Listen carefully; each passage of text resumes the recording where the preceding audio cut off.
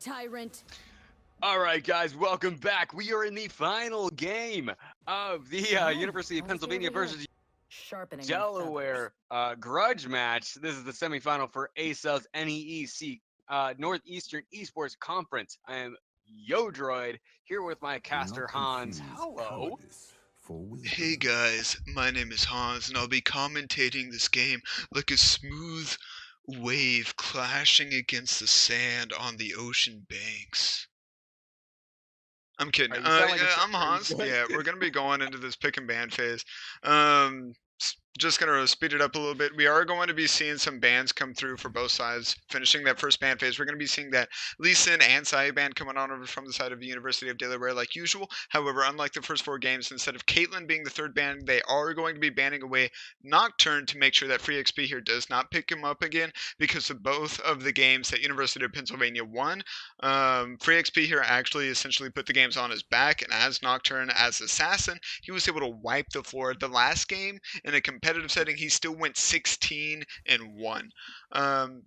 However, leaving that Caitlyn open, it is going to they are going to first pick Kaisa to make sure that they get that again, like they did last game and I believe the game before.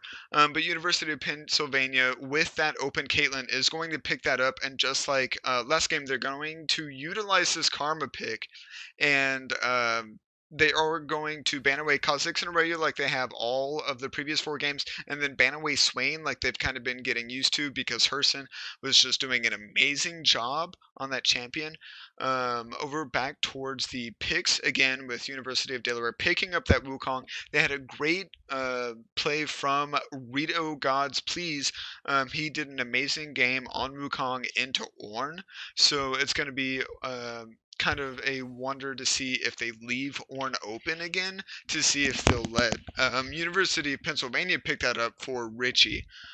Just because the Wukong, I'm actually kind of wondering if they're going to be playing that same slow game that they did. So I mean, I'd fully expect the Ivern pick to come out again for Into the Dusk. But that game in particular, where he played Wukong, it was a lot slower. Like, they let the Wukong farm up to 3 items before they really unleashed Rito Gods Pleased into the wild, I guess. Yeah, into team fights. He definitely focused Yeah. on getting that first tower gold and almost essentially just let Wukong push that top lane until he got 2 towers. And they are going to go with that Ornn again. Looks like Richie's feeling very comfortable on that pick. They definitely wanted to make sure that they didn't get the chance to ban out Ornn in the second ban phase. They wanted to pick him up as the counter to this Wukong, just to make sure that they have it. University of Delaware realized how kind of hard and annoying it was to deal with this Heimerdinger. So just like the first 3 games, they're going to ban him out, just like the last 4 or 3 games, I believe. University of Pennsylvania is going to ban out Azir. They feel like Herson does really well on that champion. I feel like they've actually done their homework and they've scouted each other out just so that they're able to, pick the champions that they want. We did see Into the Dusk hover Skarner, like he really wanted to pick it up before they banned it out. However, since the jungle pick has probably made it to the second ban phase, University of Pennsylvania is going to ban out that Skarner, and University of Delaware is going to be banning out that Vigar. Bad Juju has had a couple good games on Vigars in the series, even though I think they only won 1 of them. They just don't want to let him have that champion again because of the potential that he has and that they've seen him do good. With the conclusion of the second ban phase, we are going to be seeing University of Pennsylvania pick up Sejuani for free XP here, which is going to be interesting. The only time we saw free XP here use a tankier champion, he used Zac. And both games were a little bit so-so. They weren't so reliant on the jungle as the 2 Nocturne games were. And just to go on back to it, Into the Dusk is again picking up this Trundle. Just a nice little safety pick. All right, so again with the Trundle, okay, so they've made it work once, right?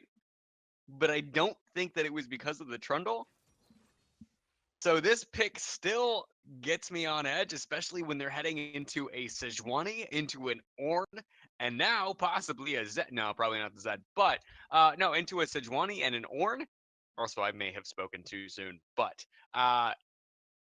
picking up that Trundle seems a little risky I, f- because I that feel isn't.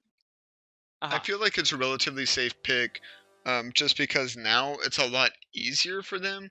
Um, with them having Ornn and Sejuani, it's a lot easier for Trundle to land an ult on an enemy champion that'll actually give them a lot of armor and magic resist.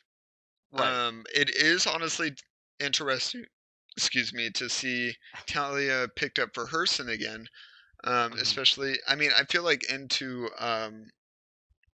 Echo, it's not going to be too bad because of his dash. She can make good Yeah. use of her W, of her landmines. Mhm. But it Right. almost feels like they're trying to focus on Wukong to an extent, getting that early game damage and push like he did before against Ornn. Right. But also trying to rely, like they did in the first game, heavily on East Coast carry. Right. Just this time he has Kaisa and Nami instead Right. of Draven and Morgana.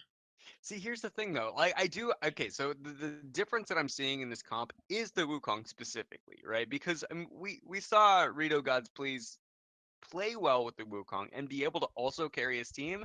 So yeah, it's sort of game one again, but they this time they have a secondary carry, right? They have somebody else who can pick up the game and take it with them. But like they don't have solid team engage. They have Talia who can box off certain members of UPenn, right? You have Trundle who can use your pillar to get in, and then Nami with the knockup following. But like, I'm wondering if that's going to be enough for them because the last time that they had a team comp like this, I personally don't feel like they used it effectively, and so I'm hoping that they're not making a mistake here with the Trundle jungle. Like the Ivern pick was so much stronger at what they were trying to accomplish, and so I'm not convinced. If they can convince me that they can use this Trundle effectively, then I will give the edge to University of Delaware, obviously. But just from the pick man base, honestly, I'm going to give my edge over to UPenn.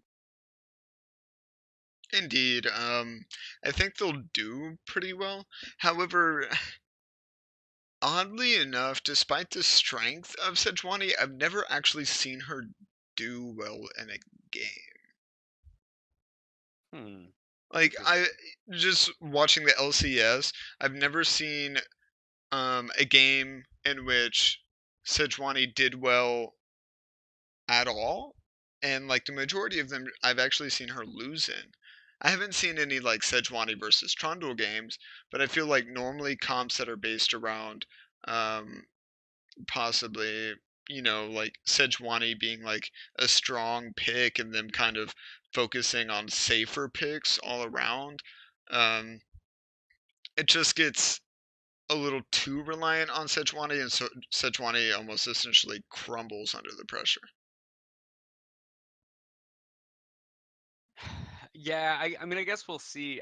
Because between the two, I do think that University of Pennsylvania has a stronger jungler, right? In uh free XP here. I overall I feel like he's done a better job of commanding his space.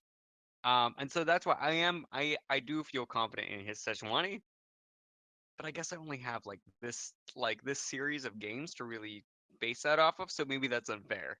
Um, maybe looking at individual lanes would be probably pretty good for this. Okay, so looking at the bot lane, who are you giving the edge to here and why? Honestly, I'm going to have to give it on over to. Give me a sec to set this land.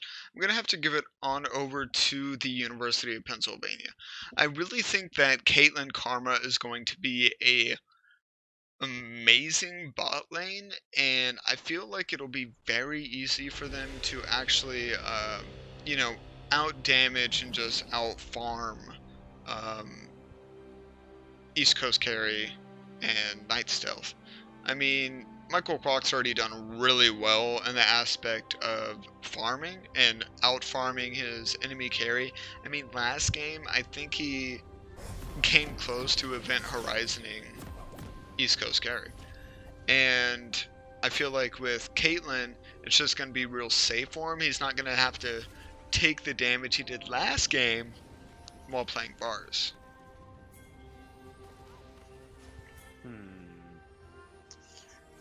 Yeah, I mean, I guess we're getting into game here. I guess we'll have to see. Looks like on the bot side, or on both sides, we're gonna have a 5-point defensive strategy coming out.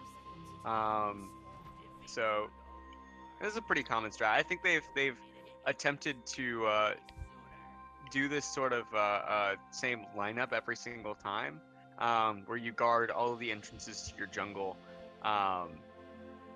To make sure that nobody's going to invade. I'm actually surprised we haven't seen more invading with especially some of the early picks that we've had.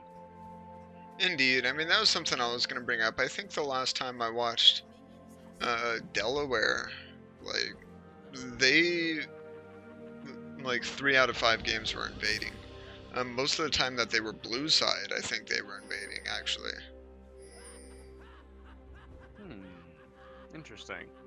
And so it's odd they're not going for that again, right? Like, I mean...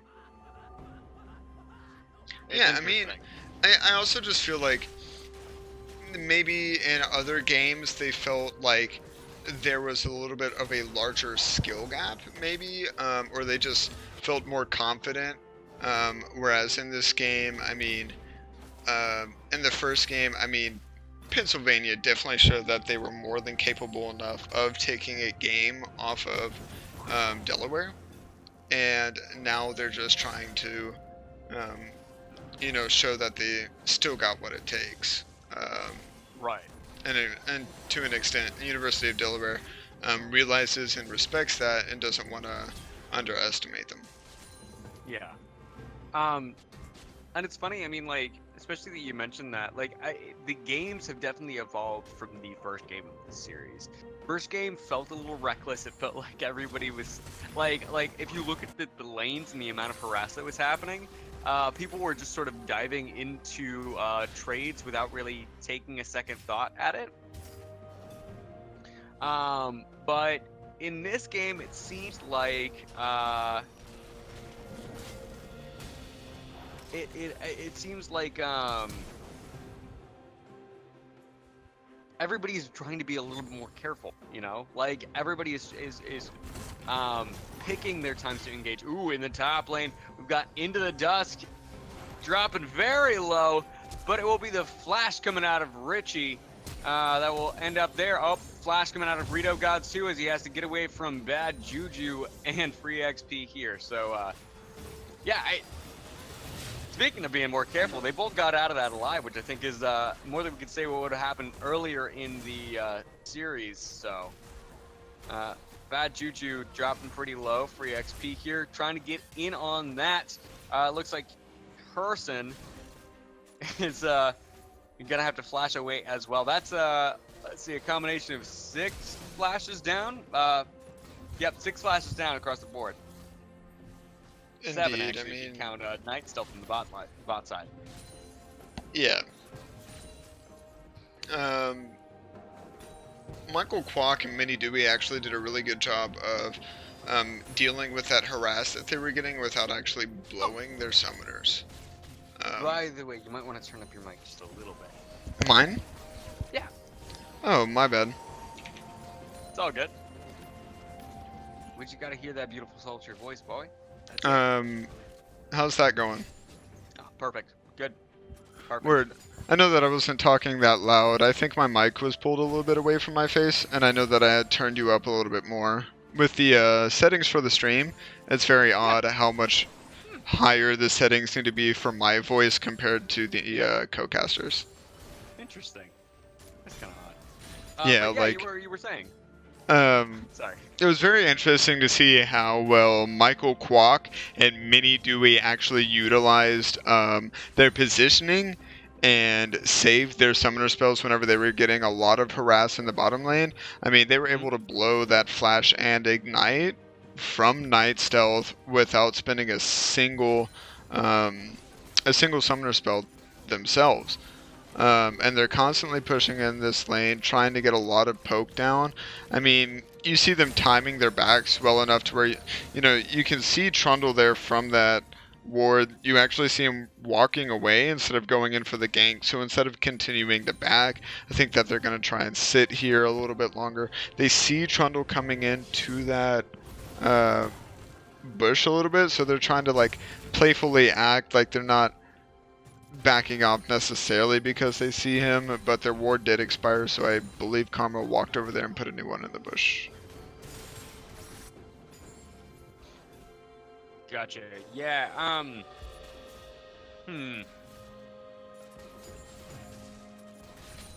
We did see...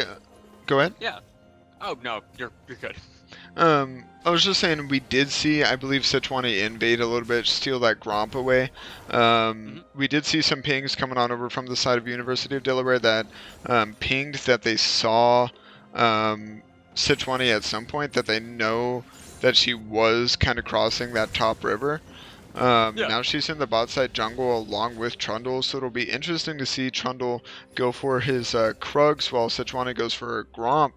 We're going to be seeing Echo even put down a ward, so it's easier to see if Talia tries to respond to anything bot lane. It's going to be a really early indicator that she's rotating towards the bot side. We see Trundle coming in from the bush, from the river here, into the dust coming out, will end up forcing the flash out of Mini Dewey. Gets a couple auto attacks in, but not able to really finish that off. Into the dusk, though, dropping very low. A few more auto attacks should seal the deal. Michael Kwok not able to get anything except a heal out of the bot lane. East Coast carry getting that done. It sinks because it could have been very easy for them to pick up that kill if Mini Dewey did use the Ignite. However, they're trying to focus more on keeping those summoners, I think, a little too greedily. Michael Kwok did a good job of saving his flash because he knew that they still had, that Kaisa still had heal up to save Trundle. Right. However, if we look at the bot side, it looks like there's some invade action going on, so that Ignite might come in a little bit of handy. They are going to be, almost look like they were going to collapse 4v1 on Sejuani. Right. Karma is going to Blast Cone over the Dragon Pit to get out, make sure that she's real safe getting out. Then going to rejoin bot lane while Sejuani moves back into her own jungle to take blue buff, and actually give it on over to Echo. Yeah, both teams are taking a lot of caution, especially when venturing so far forward. I mean, they're attempting to establish a lot of deep wards. You actually see a very deep ward established in the bot side red jungle by University of Pennsylvania, and that's establishing that kind of offensive vision is interesting, especially because they aren't really playing around that bot side too much. Like, Free XP here has not been nearly as active in lanes as he has been in previous games, partly because he is on the Sejuani and really wants to get to that level 6, which he just hit. So, yeah, has that Glacial Prison available for himself, but... I'm personally kind of bummed that Trundle has been having like this real slow clear speed, because he just now took his blue buff and gave it on over to Talia. However, if he had been a little bit faster, he could have easily gone over towards the red buff of Sejuani, and I think that he could have actually gotten a kill. Just because I think that she was pretty low on mana. She only had 200 HP, and if he positioned that column correctly, it would have been real easy. Ooh. Speaking of positioning, Michael Kwok being dropped fairly low. East Coast carry ulting back onto him to pick up a kill, and that is a double kill going on to the carry of the East Coast. Mini Dewey falling at the end there, not even able to pop summer spells. Indeed, it's gonna be interesting to see what he decides to pick up on that back. He's pushing into the tower. You're gonna be seeing Sejuani move on in to get those minions under the tower. You're gonna be seeing Kaisa actually pick up that Vampiric Scepter early, along with the Doran Shield, to make sure that she can sustain and not take as much damage from Caitlyn. And with her picking up this Caulfield's Warhammer from the longsword that she previously had, I wouldn't be too surprised if she went for a first item Death's Dance and then into a Rage Blade this game. Yeah, that would be... Honestly, I wouldn't be surprised to see that either. Ooh, Rito Gods, please. Dropping Richie 555 very low. Both will trade flashes, but not... no kills coming through there, but Richie... dropping, yeah, really, really, really low. Rito Gods, please use his, go ahead and use the teleport to get back to lane a little bit faster. Bot side looks like it could be in trouble. Oh, but Mini Dewey being caught up there. Looks like they might be able to save this tower after all, surviving with just a sliver of health. Michael Kwok trying to get out of there as fast as he can, but free XP here doesn't want to let anybody go into the dust. Being trapped up in the glacial prison will also be trapped up by Mini Dewey, but it won't be enough. Free XP here ends up going down to Night Stealth, but it turns out that bad Juju is not letting this go down without something to say about it. Hearson coming in from the mid lane will scoop up 2 kills for himself. Mini Dewey being chewed up there by the rocks. The might of the rock mage up in the top lane. Looks like Rito God Please is picked up a little bit more than he can chew. Tried to bite into the rocks and ends up breaking a tooth. Giving a kill over to Richie. That is across the board. 2 for 1, 2 for 2 for both teams. 2 for 3. 2 for 3, yeah. 2 for 3, yeah.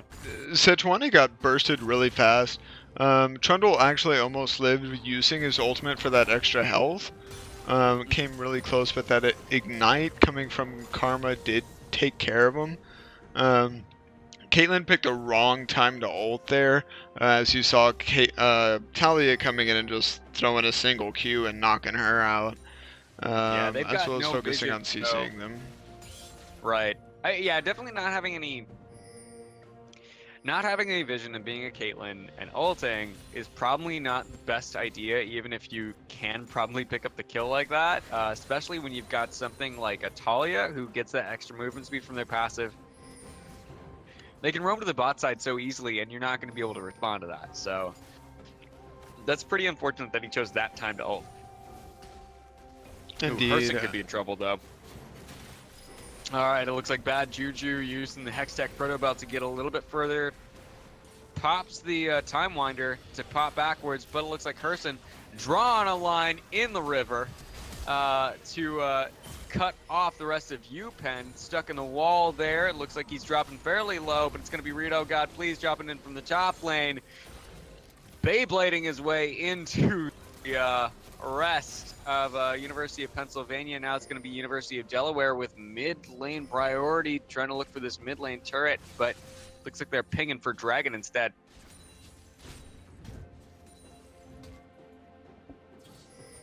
They definitely have the I think that they have the ability to set up the vision here.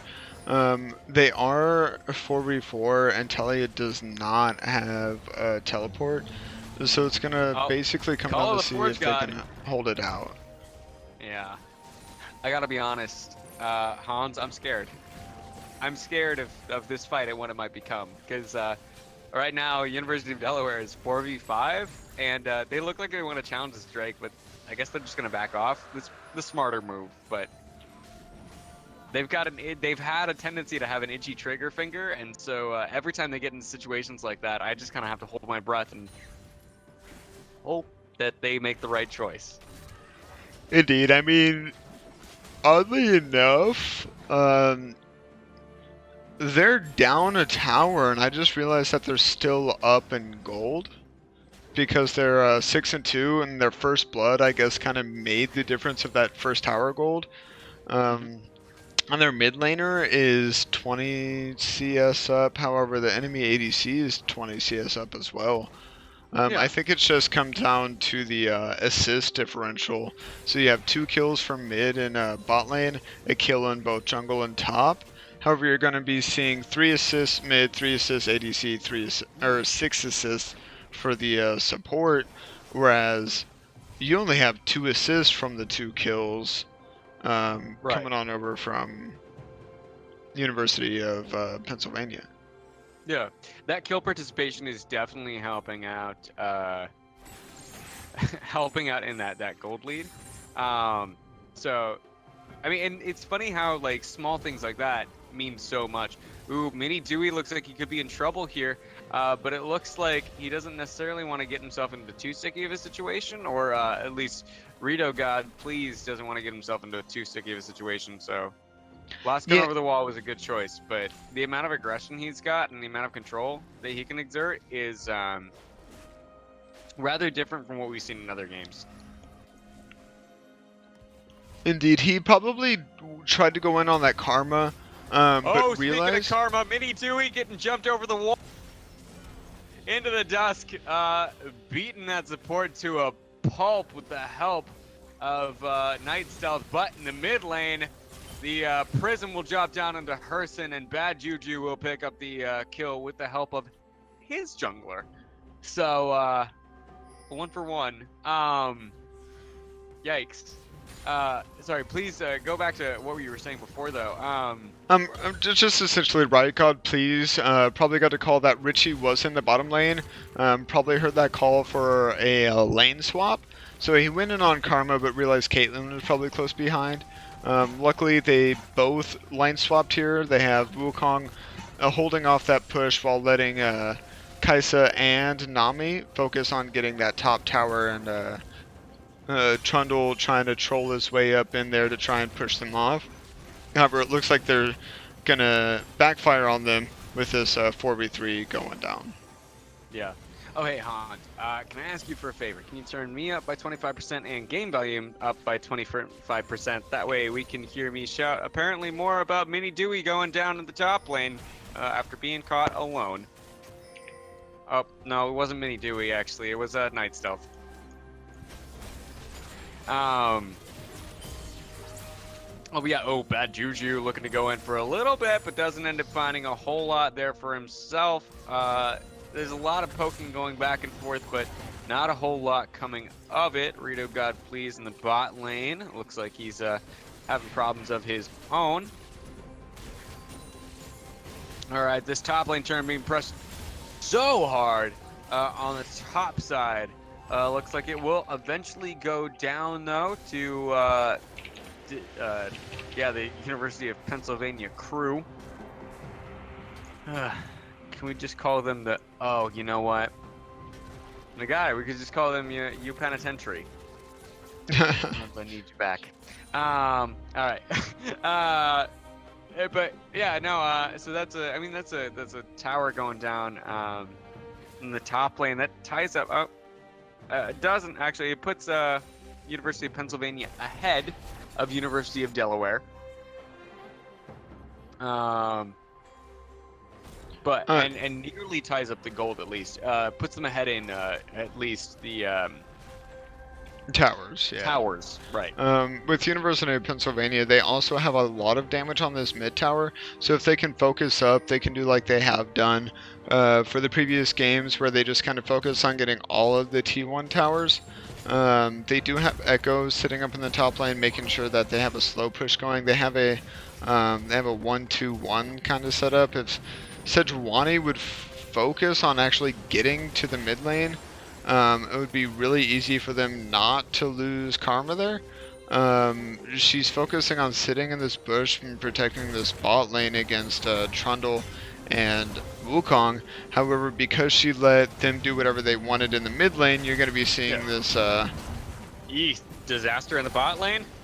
Into the Dust being brought pretty low, uses the Subjugate to try to gain back a little bit of health, but it'll actually be Rito Guys Please picking up the kill onto free XP here.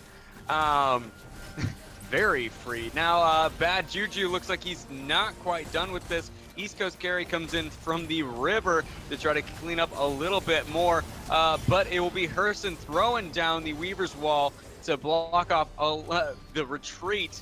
Now they'll pick up a kill onto University of Penn top laner, but it looks like in the process Herson loses his life. But that's an easy 2-for-1. I mean, that's something that's helping Delaware try and stay on top a little bit. Like, they have the numbers. They've been doing really well. They took out Karma in the mid lane earlier, then almost immediately wandered down to the bot lane knowing that they'd have the 5v2 man advantage. Even if Caitlyn joined them, they'd have that extra man advantage.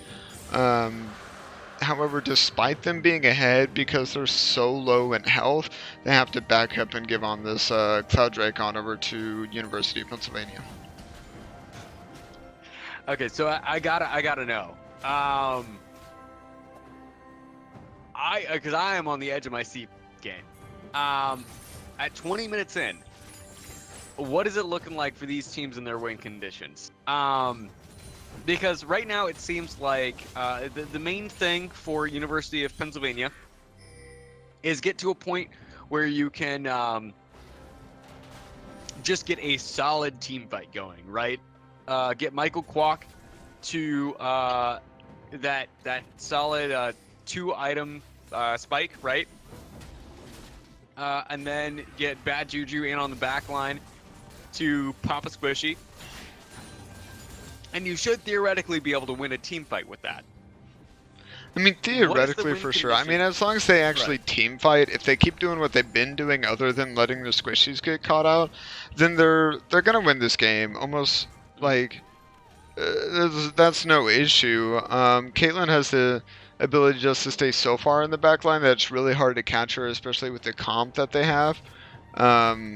However, if it ends up coming down to a 4v5 because University of Pennsylvania just sat there and let one of their squishies get caught out because they're not paying attention to the map like earlier, it can very easily turn into like a 3-for-1 like they did just now in the bot lane where they took out Karma and rotated down. I mean, it's just going to keep on being like that with that gold gap increasing bit by bit for Delaware. It really just depends on, you know, who's able to finish their second item, I think, first right now in the bot lane. Because if Kaisa's able to finish her Gunsus, that's going to be a power spike for her, helping her get a lot of damage out. But it just really depends on which team can set up their ADC to take down towers. Yeah, I gotta agree with you there. Oh, free XP getting caught. Warding drops down immediately, very low, being popped by Into the Dusk. Doesn't even have to pop the flash. Walks right up, gets the last auto onto free XP here, and maintains that 1,000 gold lead above University of Pennsylvania. That's not ideal. I mean, like, University of Pennsylvania has been doing a great job of warding, but at the they just keep getting caught out. Right. That's not ideal at all. Oh, Richie gonna use the Call of the Forge God.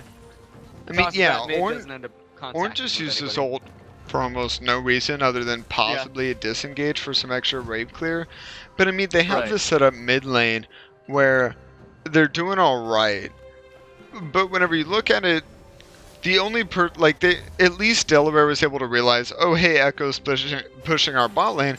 Wukong tried to back and stop that. He wasn't quite able to, so University of Pennsylvania was able to take that T2 bot tower. However, now that Wukong's down there, Echo immediately rotates out, which is good because he was trying to like focus up on his team. However, if Echo would have either, I mean, it's nice that he got that tower, but if he would have been like, oh hey, I don't see Wukong, he probably backed from me. I mean, I know that's kind of hard to judge, but if he at least would have been like, hey, their mid lane's pushed up to our tower, let's go Right. try and collapse on them, it would have been real easy rather than, again, having both Sejuani and Ornn fall from mid lane. You see a Nami Right. ult coming down, them trying to collapse on the bot lane that's there. If they didn't have flashed, they were gone. You saw Mini Dewey, Mooney Dewey's Karma and Michael Kwok's Caitlyn Yeah. both blow their Having to kite flashes. backwards. Right. Just That because Nami they ultimate's didn't going to have- be down before. Like, you're going to be seeing Ooh, that. all right. Ornn's such a good Huh. counter to Talia. Oh my god. He just immediately headbutts that wall down so people can pass through. Uh-huh. It's great. It's absolutely great. Oh, wow. All right. So a lot of damage going on to Herson. Now, him and Night Stealth trying to get out. Looks like it's going to be Night Stealth giving himself away to try to protect his mid laner, but that is all for naught as East Coast Carry also goes down in the fray. Got leaped on by Bad Juju. So that's going to be a free Baron going over to you, PENN. The Wiggly Worm going over to team from Pennsylvania. Indeed. I think it's interesting to see this. I mean, you see Trundle there trying to, like, get in and do something. They called for Wukong to teleport in, and luckily they're having a decent team fight there. Yeah, that's not too bad. All right. They were Getting able in there, to doing a lot of damage. That is triple kill my going God. over to Rito Gods. Now into the dust, doing some work onto this Baron, but it's not going to be enough. Baron ends up spitting him down into the dust. Mini Dewey now running away. Gets picked off by Rito Gods. Please, a successful team fight coming from University of Delaware. But I guess there's no but there for them. That was pretty good. I mean, that was honestly a great team fight. I was going to say it would have been great to see Wukong focus on getting that T2 bot tower, assuming that Pennsylvania would get Baron regardless. But Rito God Please has that Black Cleaver and that Ravenous Hydra and, you know, that level 3 ultimate. He was like, bruh, I'm going to just go in. I'm going to do 250 damage plus per second. Really And quick, I'm just looking gonna down take to him the out. Dragon Pit. East Coast Carry took that Infernal Drake and is now 1v1ing free XP here. That is Call of the Forge God coming out. Flashes over that though. Now his mid laner is here. Herson here to save the day. Chucks a couple rocks into the fight, disengages for his carry. But so that was just a really ballsy move and was interesting considering he decided to take Dragon rather than take mid lane turret. Indeed, it is going to be interesting to see what University of Pennsylvania tries to do next. I mean, I'd assume they're going to go try and hope for another team fight or get another pick and then try and go for Baron. However, now they have to watch out for that threat. I mean, they just got 4v1'd in Baron Pit by Wukong. Right. So they have to watch out for that. Definitely make sure that they have warding covered. Obviously, you know, for the next 2.5 minutes, Wukong's flash and teleport are down. So they may be trying to capitalize on that and try and get something done. But it really just, you know, it just depends on what's going to happen based on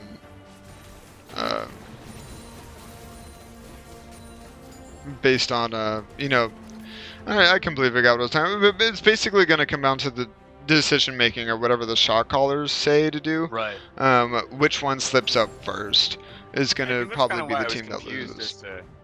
Yeah, I agree. I mean, both these teams have fought so well throughout the course of this series. I'm surprised because, to be honest, this is probably one of the closest series that I've had the pleasure of being able to cast. Oh, it looks like, there we go, Cyclone in the back line will end up picking up two, well, spelling the death of at least two members. Looks like Herson picking up 2 kills for University of Delaware. That is 2 towers as well, as East Coast Carry continues chunking away at those things. Now it is going to be a 3rd tower that they're looking at for the University of Delaware. Now everybody dogpiling onto Richie, who will fall to Into the Dusk. The ultimate backwards from Bad Juju. Time Winder getting him out there, out of there. They've done all this damage to this turret without a single minion. Now looks like they're turning their sights on a free XP here, who drops very low, gets dropped by Into the Dusk and team. Bad Juju does not have ultimate available, ends up falling to East Coast carry. That is going to be an inhibitor turret for the side of University of the side of University of Delaware. They'll get away with 3 kills and 3 turrets and an inhibitor turret, or inhibitor. Yikes. I mean, honestly, I think University of Pennsylvania did a great job here of not actually letting the game end. The log god.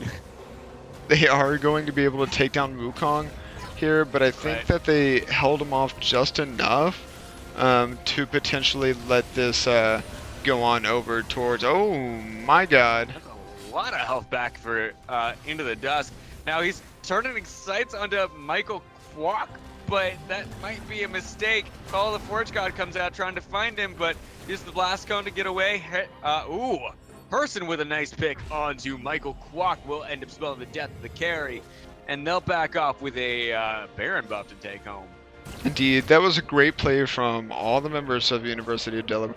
Even though Into the Dusk did almost get caught out, he did have to blow a slash. Oh no, he didn't blow a slash, but he was able to sneak away. Yeah, and he right used the blast before cone to get out, but yeah, Caitlyn had the movement speed from her rapid fire cannon and her static shiv, as well as her fleet footwork, even further increasing her movement speed. I think that she would have caught up to him, but Nami was able to land a perfect bubble, and Talia was able to make that great call to stack it on top of her E and W, just to get that minefield laid down and just completely knock out this Caitlyn and finish her off with the Q. Right. I am kind of concerned about that specific play from Into the Dusk, and I'm hoping that sort of thing doesn't happen again. But they do have to. It's just kind of a reminder of like the fact that these teams have to be careful. This is the last match of a best of 5, and they've done so well up to this point. I'd hate to see one of them throw it away just because they got cocky. Speaking of which, Right Up God Please up here on the top side. Uses Cyclone, knocks up 2, but takes out Richie. Uses the clone to jump onto free XP here. This may be 2 kills for him. There we go. Now this right here is what a Wukong should look like. On top of him having that Conqueror rune, I want to say that he probably has the rune that on takedowns increases your tenacity. Good God, I hate to cut you off here, but I mean, we've got more action going on the bot side. Into the Dusk now picking up a double kill onto, that is 3 members down. That is game. That's game.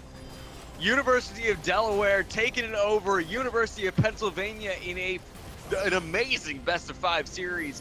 Takes game 5 away from University of Pennsylvania. They are going on to the finals, representing University of Delaware in the Northeastern Esports Conference.